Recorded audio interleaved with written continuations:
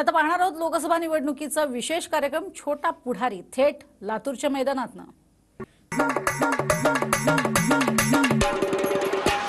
नमस्कार मित्रांनो, मी तुमचा सर्वांचा लाडका नेता महाराष्ट्राचा छोटा पुढारी जनतेचा कौल जाणून घेऊया लातूर मध्ये।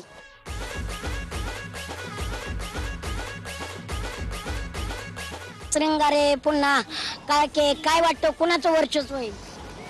तेवढं काय माहिती आपल्याला इलेक्शनचं। दादा बोला काय म्हणता? हा टुकायची अडचण आहे जरा त्यांची, चला टुकणार कुठं? बरं काय चाललंय, कसं चाललंय राजकारण? शृंगारे का काळके? सध्या तर काय नाही, बघू आता काय स्थानिक विकास झालाय का इथला? विकास छान झालेला आहे। बीजेपीचा उमेदवार येण्याची शक्यता आहे। महाविकास आघाडी फुसक्या बार आहे। आम्हाला ते काय येत नाही हो। का हो का नाही याला पाहिजे राव? आम्हाला राजकारणातलं काय माहितीच नाही। राजकारणाचं कोणाला काय पडले आपल्याला? आपल्या पोटाचं पडलं एक तर। बर चालू द्या तुमची रिक्षा। कसा चाललाय लातूरचा विकास? विकास काय बघला की महागाईन काय झाले?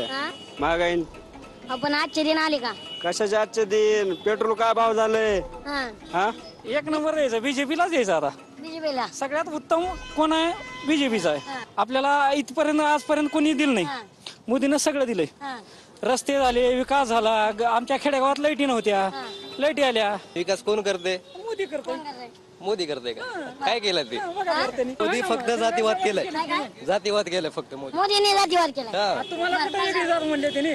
आम्ही धाराशिव लोकसभा मतदारसंघातले धाराशिव उजनी गावचे आहो आम्ही। बर काय मग लातूर मध्ये कोणाचं वातावरण आहे? लातूर मध्ये ह्याचं काँग्रेसचं काँग्रेसचं का? हो. लयच मिरचीचा ठसका हो। जनता कोणाला नाही जनता कोणाला ठसका देईल? जनता आता भाजपला देईल ठसका। वातावरण काय वाटतं?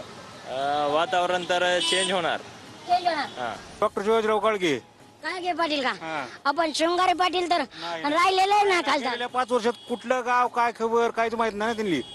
पण इथं जर कळतंय 3 तिकडा काम बिगडा होऊ शकतंय। नाही चला तर पुढं। मित्रांनो, यो ठसका राजकारणाचा नाही बर का, यो मिरचीचा ठसका आहे। हे बघा ना मिरची कसली राहो। दादा लय निवांत? निवांतच आहे। काय खासदार कोण की काय माहित नाही। खासदार कोण माहित नाही? सुधाकर श्रृंगारे यांची चर्चा चालू आहे म्हणतात मतदारसंघात। नाही फक्त काँग्रेस। कुठं चालली कोणी चालली गावाला। काय भाव आहे मिरची सध्या? मिरच्या 260, 250, बर 240। बर काय वाटतं कोणाला लागेल यंदा मिरची?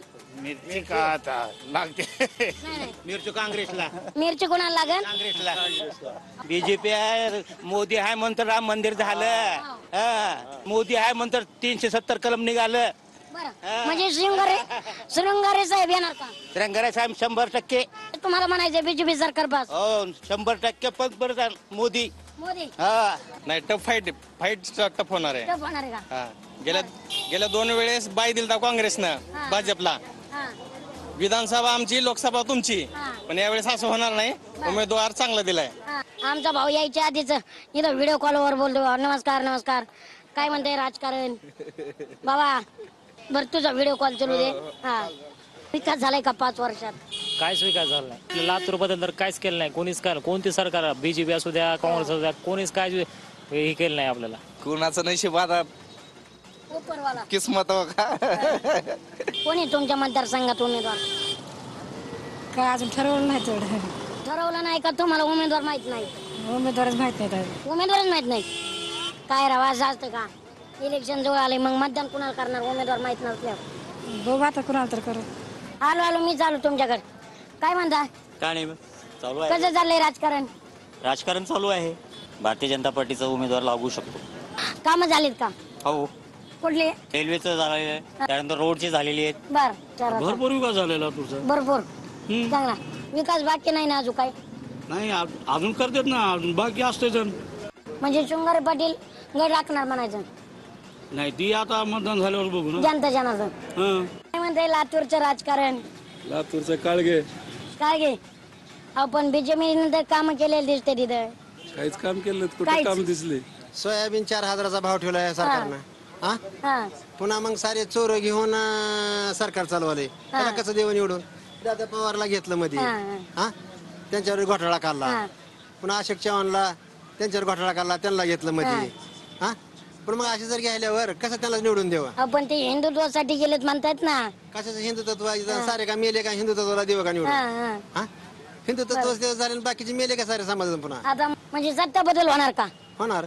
स्पेशली महाराष्ट्रामध्ये जे फोडाफोड झाली नाही, पक्ष जे फोडलेले आहेत, सगळ्यात मोठं लोक नाराज आहेत त्याच्यामुळे.